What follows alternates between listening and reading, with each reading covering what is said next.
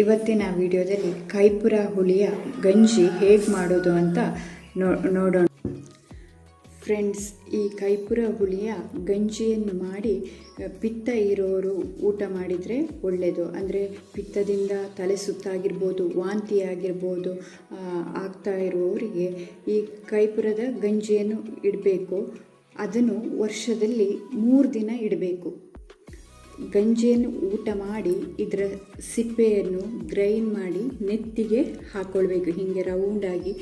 ಈ ರೀತಿ 3 days follow ಮಾಡಬೇಕು. ಊಟ ಮತ್ತು ಇದರ ಸಿಪ್ಪೆಯಿಂದ ಮಾಡಿದಂತಹ ಗ್ರೈಂಡ್ ಮಾಡಿದಂತಹ ಲೇಹವನ್ನು ತಲೆಗೆ ಹಾಕುವಂಥದ್ದು. ಈ ರೀತಿ ನೀವು 3 ವರ್ಷ ಫಾಲೋ ಮಾಡಿದರೆ ಆ ಪಿತ್ತದಿಂದ ಆಗುವಂತಹ ವಾಂತಿ ಆಗಿರ್ಬೋದು, ತಲೆ ಸುತ್ತಾಗಿರ್ಬೋದು, ಮತ್ತು ನಿಮಗೆ ಅಷ್ಟೊಂದು ಸಮಸ್ಯೆ ಅದು ಬರೋದಿಲ್ಲ. ಹಾಗಾಗಿ ಇದೊಂದು ಪಿತ್ತಕ್ಕೆ ಒಳ್ಳೆಯ ಒಂದು ಬೆಸ್ಟ್ ಮೆಡಿಸಿನ್ ಅಂತಲೇ ಹೇಳ್ಬೋದು. ಇದು ಕೈಪುರ ಹುಳಿ. ಇದರ ಗಿಡ ಸಣ್ಣದಿರುವಾಗ ಮುಳ್ಳುಗಳು ಇರೋದಿಲ್ಲ, ಆದರೆ ಗಿಡ ಬೆಳೀತಾ ಬೆಳೀತಾ ಮುಳ್ಳುಗಳು ಸಣ್ಣ ಸಣ್ಣದಾಗಿ ಇರ್ತವೆ. ಇದೇ ನೋಡಿ ಕೈಪುರ ಹುಳಿ. ಕೈಪುರವನ್ನು ಮೊದಲು ಸಣ್ಣದಾಗಿ ಕಟ್ ಮಾಡಿಕೊಳ್ಬೇಕು. ನೋಡಿ, ಈ ರೀತಿ ಪೀಸ್ ಮಾಡ್ಕೊಳ್ಳಿ. ಪೀಸ್ ಮಾಡಿ ಆದಮೇಲೆ ಅದರ ಬೀಜವನ್ನು ತೆಗಿಬೇಕು.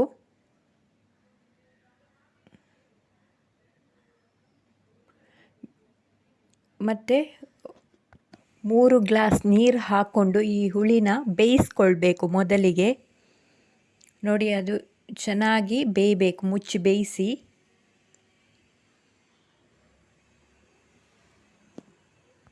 ಒಂದು ಅರ್ಧ ಗಂಟೆ ಅದು ಚೆನ್ನಾಗಿ ಬೇಯಬೇಕು. ಅದಕ್ಕೆ ಆಲ್ರೆಡಿ ಬೇಯಿಸಿಟ್ಟಂತಹ 2 ಸೌಟು ರೈಸನ್ನು ಹಾಕ್ಕೊಳ್ಬೇಕು.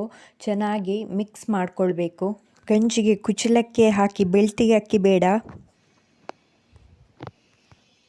ಈಗ ಗ್ಯಾಸ್ ಆಫ್ ಮಾಡಿ ಒಂದು ಬಟ್ಲಿಗೆ ಹಾಕ್ಕೊಳ್ತಾ ಇದ್ದೀನಿ. ಈ ಗಂಜಿನ 1 ವರ್ಷದಲ್ಲಿ 3 ದಿನ ಅಷ್ಟೇ ಊಟ ಮಾಡಿ. ಈ ಗಂಜಿನ first year 3 days, second year 3 days, third year 3 days, ಹೀಗೆ 3 ವರ್ಷ ಊಟ ಮಾಡಿ. ಕೈಪುರ ಕಹಿ ಇರೋದ್ರಿಂದ ಗಂಜಿಗೆ ಸ್ವಲ್ಪ ಉಪ್ಪು ಹಾಕಿ ಊಟ ಮಾಡಿ. ಗಂಜಿಯಿಂದ ತೆಗೆದಿಟ್ಕೊಂಡ ಕೈಪುರ ಸಿಪ್ಪೆನ ಸ್ವಲ್ಪ ನೀರು ಹಾಕಿ ಗ್ರೈಂಡ್ ಮಾಡಿದ ಪೇಸ್ಟನ್ನು ತಲೆಗೆ ಹಾಕೊಂಡ್ಮೇಲೆ ಬಿಸಿಲಿಗೆ ಹೋಗಬಾರ್ದು, ಸ್ನಾನ ಮಾಡಿನೇ ಹೋಗಬೇಕು. ನೋಡಿ, ಇಷ್ಟು ದಪ್ಪ ತಲೆಗೆ ಅಂದರೆ ನೆತ್ತಿ ಭಾಗಕ್ಕೆ ಹಾಕ್ಕೊಳ್ಬೇಕು. ಫ್ರೆಂಡ್ಸ್, ಕೈಪುರ ಗಂಜಿ ರೆಡಿಯಾಗಿದೆ ನೋಡಿ.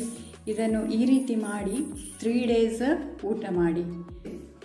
ಬೆಳಿಗ್ಗೆ ಊಟ ಮಾಡಿದರೆ ಆದಷ್ಟು ಒಳ್ಳೆಯದು. ಬರೀ ಹೊಟ್ಟೆಗೆ ಊಟ ಮಾಡಲಿಕ್ಕೆ ಟ್ರೈ ಮಾಡಿ. ಓಕೆ. ಇನ್ನು ನೋಡಿ, ತಲೆಗೆ ಹಾಕಲಿಕ್ಕೆ ನಾನು ಲೇಪ ಅಂತ ಹೇಳಿದೆಲ್ಲ ನೋಡಿ, ಈ ರೀತಿ ಕೈಪುರ ಹುಳಿಯ ಸಿಪ್ಪೆಯನ್ನು ಗ್ರೈಂಡ್ ಮಾಡಿ ರೆಡಿ ಮಾಡಿ ಇಟ್ಕೊಂಡಿದ್ದೇನೆ ನೋಡಿ. ಇದನ್ನು ಈ ರೀತಿ ಇದು ಫುಲ್ ಒಬ್ಬರಿಗೆ ಇಷ್ಟು ಹಾಕ್ಬೋದು, ಆದರೆ ಇದನ್ನೇನು ಮಾಡಬೇಕಂದ್ರೆ ಇಲ್ಲಿ ತಲೆಯ ಮಧ್ಯಭಾಗಕ್ಕಷ್ಟೇ ಹಾಕ್ಕೊಳ್ಬೇಕು. ಇನ್ನು ಫುಲ್ ತಲೆ ಕೂದಲಿಗೆಲ್ಲ ಹಾಕ್ಕೊಳ್ಳಿಕ್ಕೆ ಹೋಗಬೇಡಿ.